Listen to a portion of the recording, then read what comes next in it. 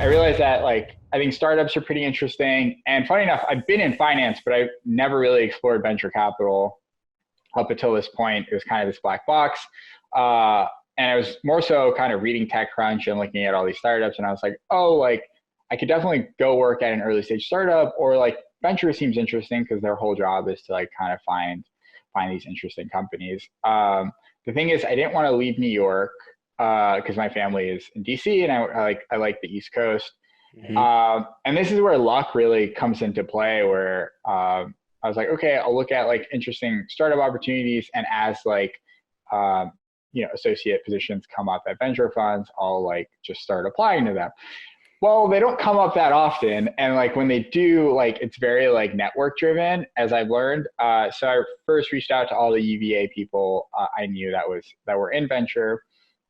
And then second, I just started. How did you do that? Just through LinkedIn? You just found it? Yeah, LinkedIn is like an amazing tool. Like I think like if you know how to use it intelligently, also like you just need to find the email format of the firm, and you don't even have to like, because I don't believe in LinkedIn messages because I think everyone is spammed by them. But if you're able to like you could find my email and email me, and you'd have a much higher likelihood. Yeah, I mean, you could also, you get a decent, even if you're not able to use messages, once you're connected to a profile, you can see the email on there. Yeah. And then also in our company database, there are email formats in there. So, but we don't have, so you could even just look there.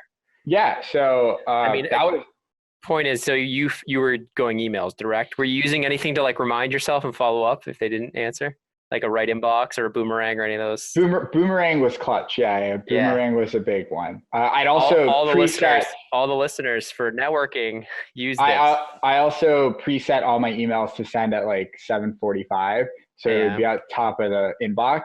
Nice. But I'd be writing them like after work at like 10, 12, whatever. Nice. And people would think I'm like up and at it and like trying to like get a job. You should have done 6:45, man.